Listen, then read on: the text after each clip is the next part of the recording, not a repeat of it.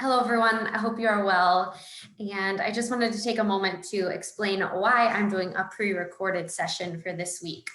I hope you saw it in our Blackboard shell, but I just wanted to reiterate that there is an election on Tuesday night, and I hope everyone gets out and votes. But I also understand that with an election night, the next morning can sometimes be a little rough, depending on how late we stay up following the results. So I also just wanted to give us some space to do some work on our final project and just be available for you if you have any questions about how to work with Canva or how to build out this website, which I'll explain at the end of my presentation today. So this week, we're going to talk a little bit about continuing education and mentorship. So first, I want to start with continuing education. So in our industry, continuing education is so important. You have heard over the past 10 weeks, me talk about how our industry is so young. With our industry being young, we are learning more and more and more about our field daily. So it's so important that as you progress in this industry, that you focus on those continuing education workshops, skills, articles, whatever it may be, so that way you can reap the benefits of the new research being done and just stay on top of the trends and stay on top of the research, so that way you can serve your clients and your participants to the best of your ability. So you are required to receive 2.0 CECs or CEUs. CECs, continuing education credits or continuing education units, are different ways for you to stay up to date with your certification.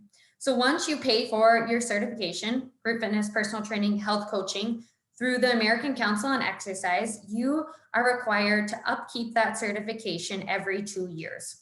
So instead of going back and sitting for the exam again, you do not have to do that. You just need to make sure that you are continuing your education with 2.0 continuing education credits, which equals out to about 20 hours of continuing education. Okay, and I'm going to show you how you're going to do that on the website, how you're going to input that information so you kind of get a bigger picture of the end goal and how you'll be staying up to date with that certification. There is a recertification fee. Depending on how many certifications you have, that fee gets shorter and shorter. So for instance, I have 4 certifications, so I believe it costs me $49 every 2 years to recertify. Now, some of those continuing education credits that I get are free. Some of them are at conferences. Some of them are workshops that I've done. I could also get another certification. So you've heard me talk about how if you start out getting your group fitness certification and then you get your personal training certification, that personal training certification actually covers you for that entire 2 years. So you want to look at how many credits are awarded for each continuing education credit that you get. So those are kind of the logistics behind what is required for you to upkeep your certification. Let's talk a little bit more about why it's so important. So yes, you're doing a lot of prep work to go sit for a nationally accredited exam, but there is a lot that comes from digging deeper into our profession. You're going to sit for that exam. It's going to allow you to become certified and go work out in the industry. But once you start working with clients and once you start digging deeper, you're probably going to hone in on a specialty. And you might want to dig deeper into figuring out how that can serve your clients. Or you might want to jump into the mental health side or sleep or nutrition a little bit more. So figuring out what your clients need and what their niche is or what your niche is, and then continuing your education in that realm is going to be important. Also, some of the best networking opportunities that I've been provided have been at continuing education sessions or workshops or conferences. So that's just another perk into learning more and adding to your skill set. Please keep in mind that your CPR, AED, and first aid certification actually counts for 0.2 continuing education credits. So that will allow you to input your certification number in there, and that will get you some points right off the bat for staying certified in that way as well. Okay, so let me go ahead and share my screen here, and let's take a look at some continuing education options. So you will see here, this is just the American Council on Exercise webpage. Something new that they have added in the past year is this CEC Club. So what we do here is they I should say what they do here, not we, because I'm actually not a part of this continuing education club. But what you can do is you can get unlimited CECs for the entire year for $239. So if it were me early on in the earlier stages of my career and I was like jumping full force in trying to figure out what my niche was, I actually might sign up for this. Right now, I don't know, as I'm telling you about this, I'm kind of convincing myself that this could be fun. So just something you can look into. There are hundreds of continuing education opportunities here. So just pay attention to that, that is an option for you to do when you join the CEC club. If you don't want to go that route, you can look under new courses, you can look under on sale courses now, and sometimes you might even get lucky and see that there are free ones, but there's even some basic ones for $13 right now that you can sign up and get. Okay, so just scrolling through here, you will see some of these options that you have for continuing education credit. You can search here by how many credits are available. You can search by course type, in-person, online, who it's approved by, or maybe you have a budget that you want to work within. You can look at that here as well. Just as a reminder that certifications and continuing education are two different things.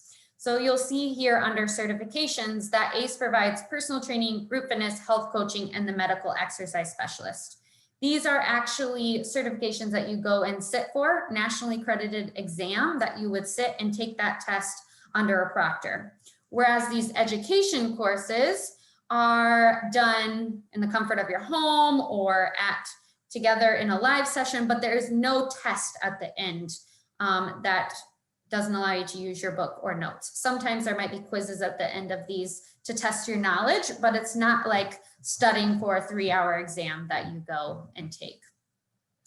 Let's see, let's go back here to the CEC page. So looking here again, there are also course bundles that ACE offers. You can look under topics here on the left-hand side, and you can see who the certification course, the continuing education course has been approved by as well.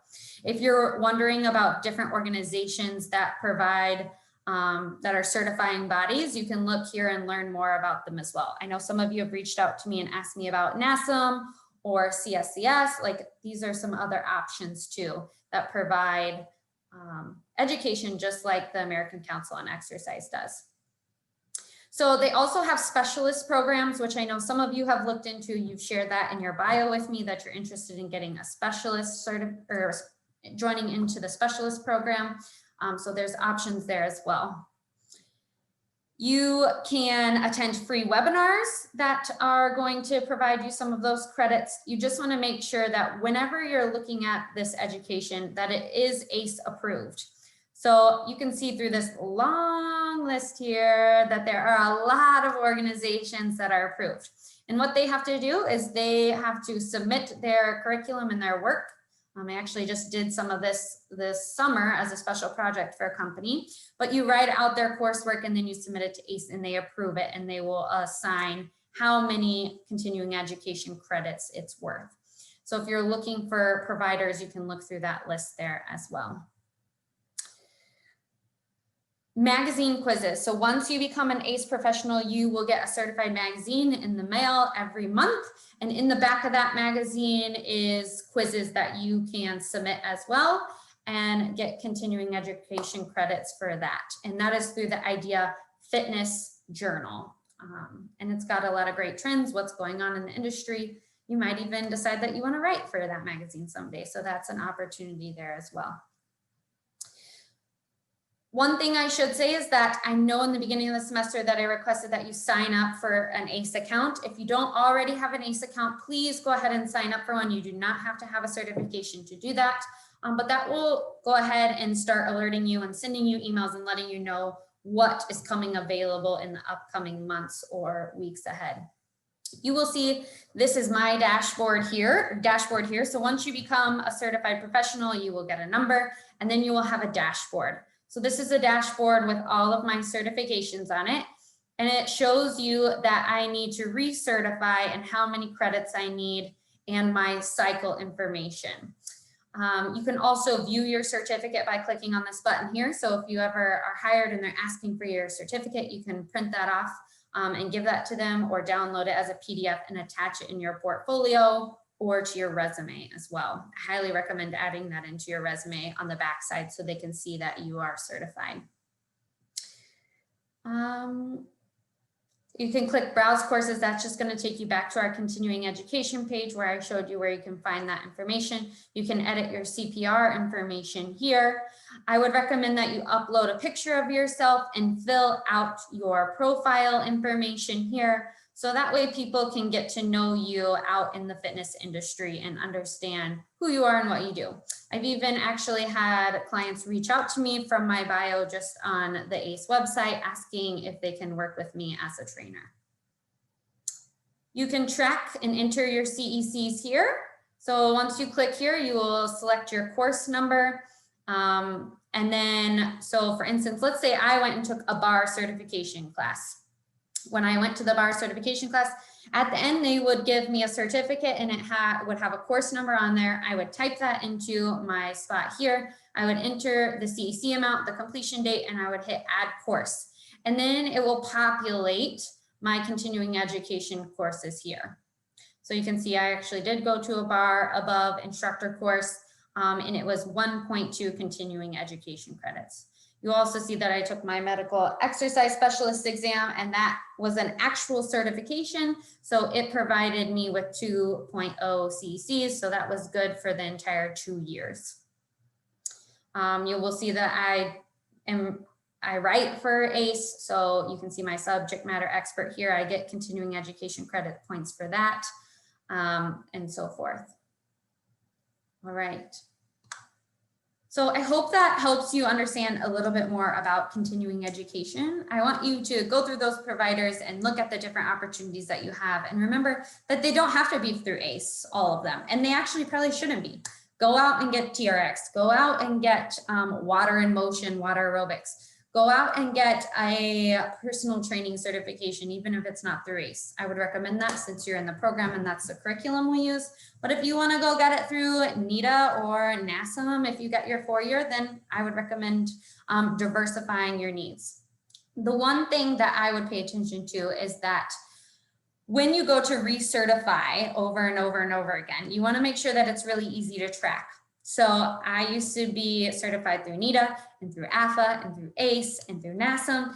And I had all these different certifications to keep up with, and it really just got kind of overwhelming. So I actually let my AFA group fitness certification drop, and then I went and got certified through ACE, because then I could keep them all in one place and it cost me less money every single year when I went to recertify. So that might be something that you think about as well. But I have diversified my options by getting TRX, getting a water aerobics, getting the bar above certification. So there are different options out there for you to gain that continuing education credits. Okay. If you have any questions about continuing ed, please let me know.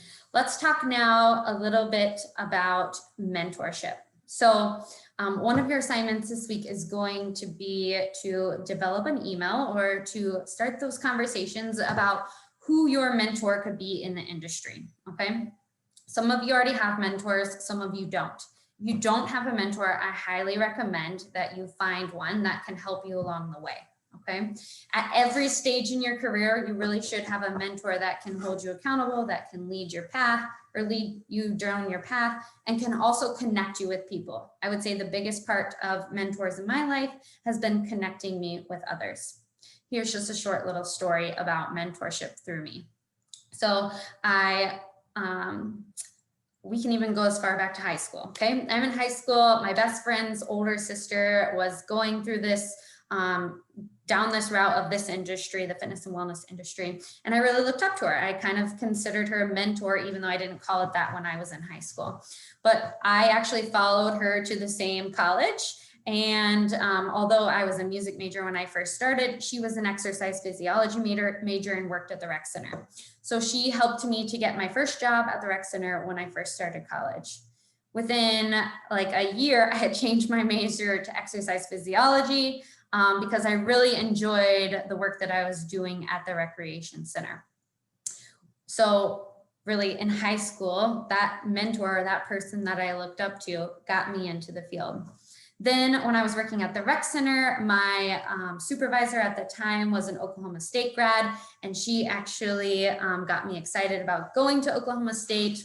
And then you've all heard the story about when I was at the conference and I met the assistant director for fitness and wellness there, and she ended up hiring me at Oklahoma State, and she became my mentor. Okay, so mentorship along the way in the industry has been really important for me. It even goes back to I had a mentor in my undergrad who was my director at the rec center, who actually introduced me to my now husband.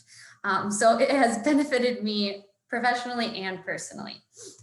So with that being said, when you go to look for a mentor, if you don't have one, and if it hasn't happened organically, we need to reach out to them. You need to find, who do you look up to? Who do you respect? Who do you want to be like? Who can you learn from? Those are some questions to ask yourself. So I just want to go through just a few bullet points here that I think is important when we start thinking about mentorship. So determine what you want from your mentor, what you're looking for out of the relationship. Are you looking for them to help you network? Are you looking for them to help you design a career path? Are you looking for them to talk to you more about the industry and help you find your specialty? So decide what you want actually out of your mentorship program before you reach out to them. Because if I'm looking for someone to help me network, that's going to look different than if I'm looking to connect with someone that can help me with accessibility when it comes to teaching. Okay, so those are going to be two different people. So before you reach out to them, you need to make sure why you're reaching out to them and what the purpose of your mentorship is. Choose qualified mentors. All right. You are in this program, you're getting a certification, you're getting credentials. Make sure that those you are reaching out to are looked up to in the industry and have those credentials that make them a qualified individual to mentor you. You also want to make sure that they have the time and the resources to mentor you. Okay. If they have too much on their plate right now, that might not be a great relationship, and you may not benefit from it. So make sure that you have those open conversations of, maybe you need to wait till January to start this mentorship, or maybe they're just not in a spot in their life where they can provide that time to you. If that's the case, move on to someone else and try to find someone that you can connect with. Develop a program that fits your culture. So think about if you're interested in shadowing them one-on-one, you might think about a different mentor. If you're interested in meeting them with them weekly to help you develop a website or to give you feedback on something, again, trying to find that fit that works for you, because sometimes with mentors, you meet once a month and sometimes you meet weekly. So thinking about that and setting those clear expectations are important. Okay. Take care of your mentor. All right. So reaching out to them, thanking them, supporting them, writing them a thank you on LinkedIn, writing them a handwritten thank you. You might not think about how you can support a mentor in a mentee relationship, but sometimes you can. You know, I have recently thought about mentorship as a peer program. And the reason I think about that is because a lot of times we think that mentees are the younger ones and mentors are the older ones, but that's not always the case. And sometimes when it is the case, the mentee knows more about social media and can support the mentor in that way, but the mentor understands more about leadership and time management and can teach the mentee. So it doesn't have to just be a one-way street. You can come up with different ideas about how you can support each other and make the relationship beneficial for both parties. You need to decide whether your mentor will be paid. In our industry, we have crafted being paid for our mentorship and for our leadership. I know that Todd Durkin is one of the leaders in the industry, and I've really looked up to him, and I actually looked into one of his mentorship programs. It was thousands of dollars, okay? I wasn't ready to make that commitment to pay for that level of mentorship, but some of you might be interested in that. So thinking about, can you pay your mentor? Can you swap services? What can you do to make sure that the party or the relationship is beneficial? For instance, I had a mentor once, and I would swap personal training sessions, and she would help me with some leadership skills. So just thinking about how it might be beneficial. Realize that not all relationships or not all mentor-mentee relationships will work, okay? Not always do we have enough time, not always do our personalities click. Sometimes you will join an organization and they will match you, and so you don't even really pick out your mentor, and sometimes those forced relationships don't really work out well. So if you, as a student in this program, can really think about who you look up to and reach out to them specifically and kind of set that up while you're in the program, they can help give you some feedback and they can help lead you as you go down this path of learning all this knowledge, so that way you can implement your skills once you graduate from this program. So I've prepared one of the mentorship assignments that you'll see in this week's content, as well as continuing education, for you to start thinking more about these two topics and how they might play a role in your personal and your professional life. Okay, so that's this week's content. I hope it was beneficial for you, and I hope that you enjoyed actually not jumping on at 8:30 on Wednesday morning. But I would like you to jump on and ask questions if you do have them regarding your project. I'm going to go ahead and move on to that and talk a little bit about what that's going to look like for you now as well. So I'm going to share my screen again here.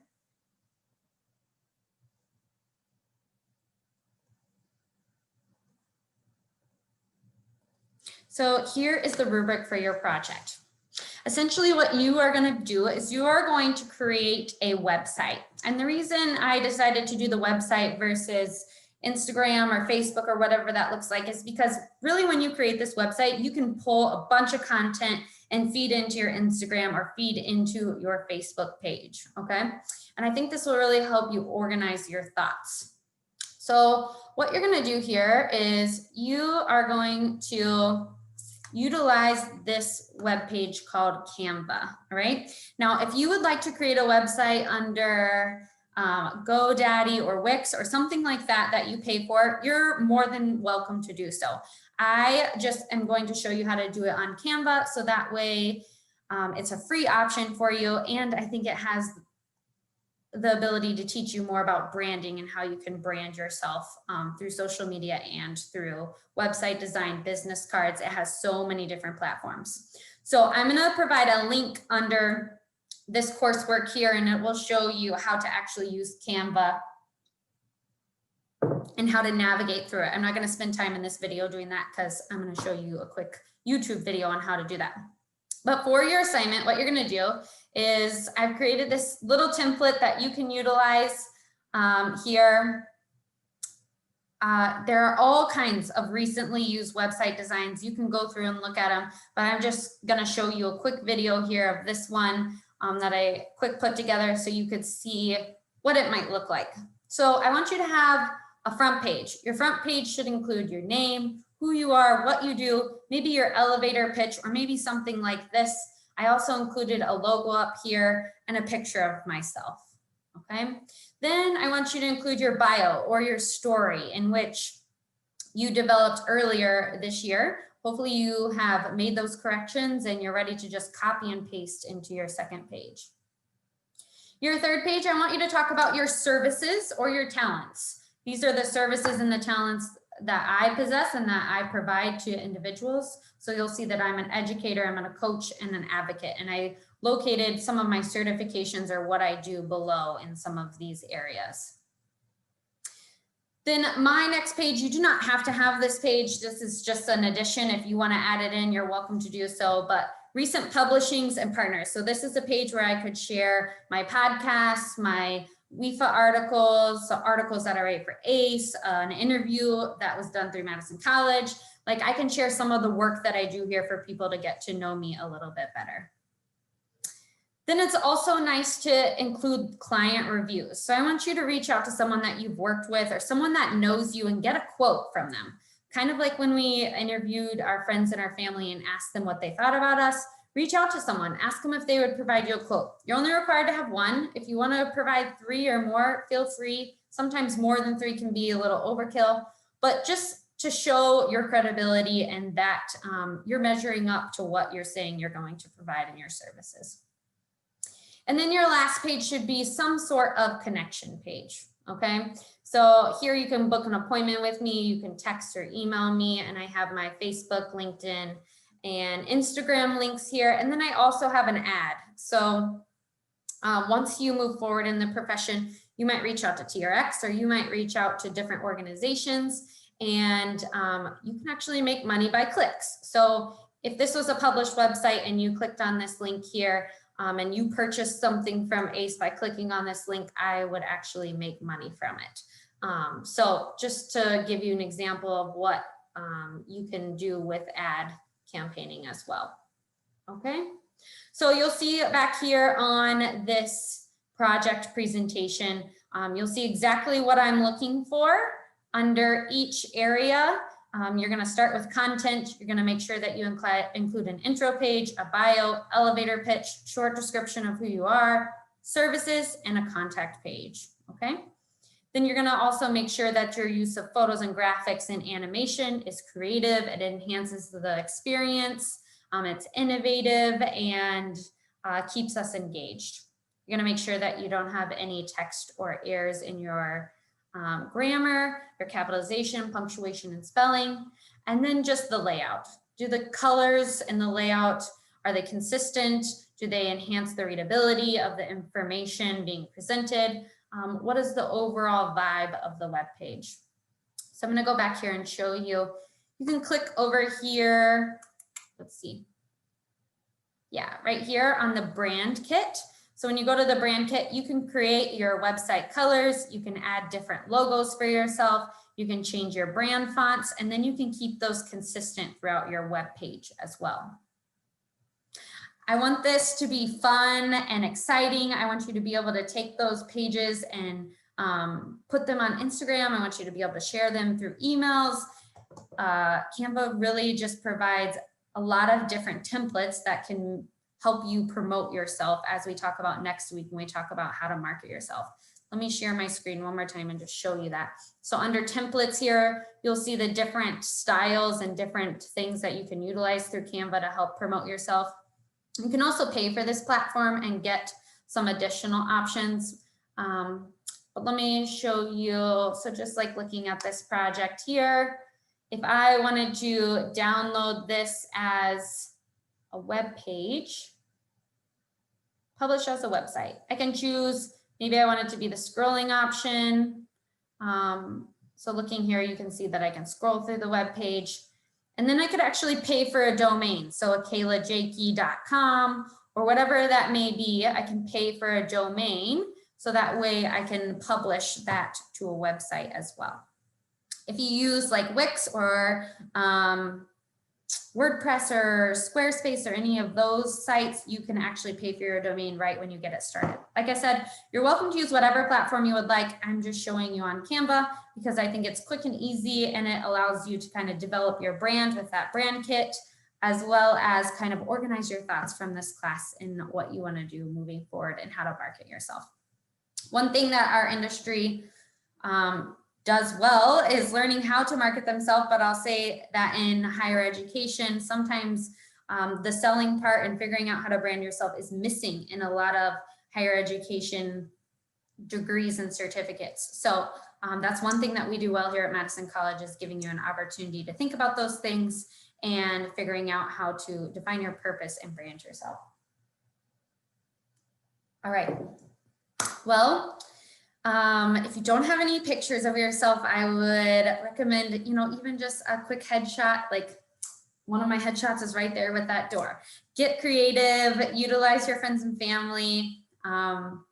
If you don't have a lot of headshots or great pictures, just take one headshot and make sure that that's on your website. And then you can use stock photos for the others.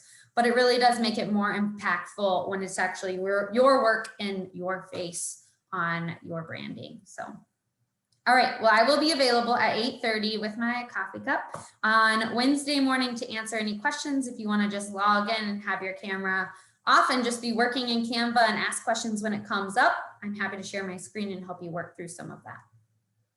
All right, have a wonderful week, and remember, get out there and vote. Bye now.